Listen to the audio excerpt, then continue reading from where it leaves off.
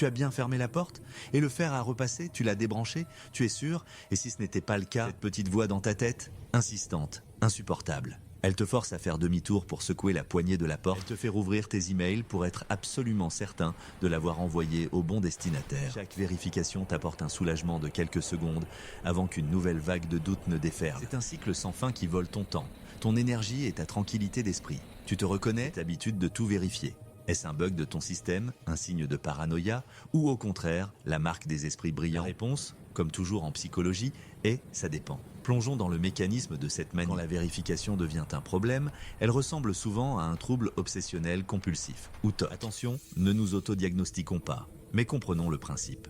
Une pensée intrusive, l'obsession, crée de l'anxiété. Pour calmer cette anxiété, tu effectues une action, la compulsion. Dans notre cas, tu vérifies. Le soulagement est immédiat. Ton cerveau apprend donc anxiété, vérification, soulagement. Une boucle de renforcement est créée. Pourquoi cette anxiété est-elle si forte? Les psychologues parlent d'inflation de la responsabilité. Tu crois, au fond de toi, que tu as le pouvoir d'empêcher une catastrophe et que si tu ne le fais pas, ce sera entièrement de ta faute. Ton cerveau ne cherche pas la probabilité, il cherche la possibilité.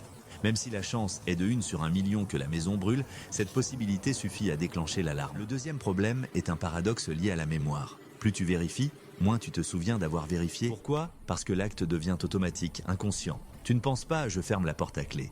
Tu exécutes un rituel vide de sens, ton cerveau conscient n'enregistre pas l'information. Alors, 5 minutes plus tard, il se demande « au fait, est-ce que j'ai bien fermé la porte ?»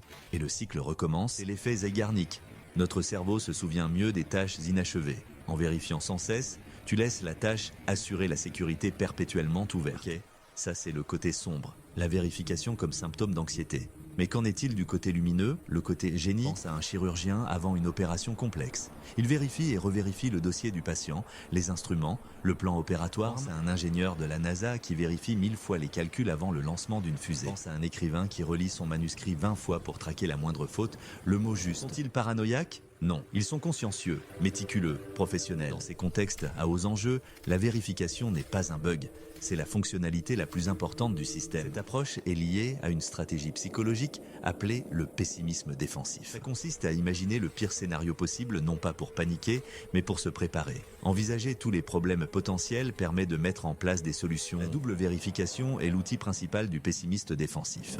C'est ce qui transforme l'anxiété potentielle en performance exceptionnelle. Alors, où est la frontière? Quelle est la différence fondamentale entre la vérification parano et la vérification génie? Le mot-clé est le contrôle et l'émotion qui la motive. La vérification parano est motivée par la peur. L'objectif est de calmer une anxiété irrationnelle.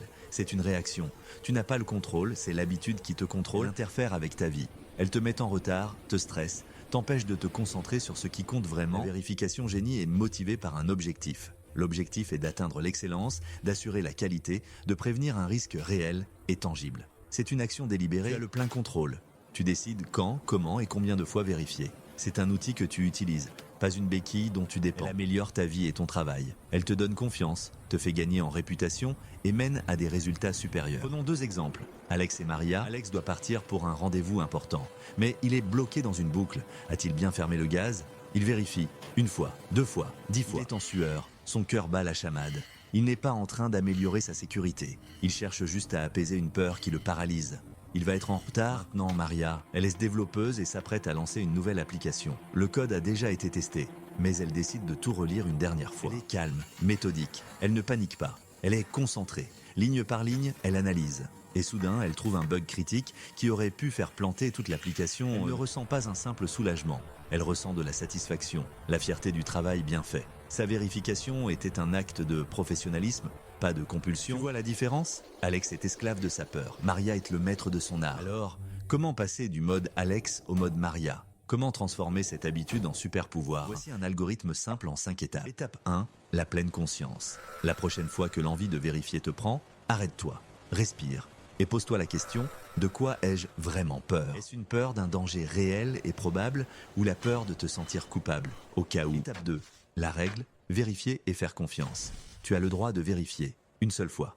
Mais fais-le en pleine conscience. Dis-le à voix haute, je suis en train de débrancher le fer à repasser. Prends une photo mentale de l'action. Crée un souvenir fort et indélébile. Étape 3, la technique du report. L'envie de vérifier une deuxième fois est là, ne lutte pas, accepte-la. Mais dis-toi, Ok, je vérifierai dans 5 minutes. Très souvent, après 5 minutes, l'anxiété aura diminué et l'envie de vérifier aura disparu. Tu apprends à ton cerveau que l'urgence n'est pas réelle. Étape 4. L'évaluation des risques. Dessine une échelle de 1 à 10.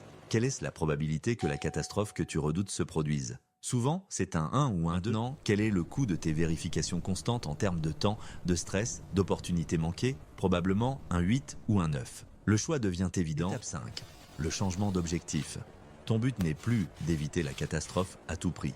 Ton nouvel objectif est d'apprendre à me faire confiance. Chaque fois que tu résistes à une vérification inutile, ce n'est pas un risque que tu prends. C'est une victoire que tu remportes, célèbre-la. Conclusion, ton souci du détail n'est pas une malédiction. C'est une force brute, une énergie neutre. C'est une épée à double tranchant. La seule question qui compte est qui la manie?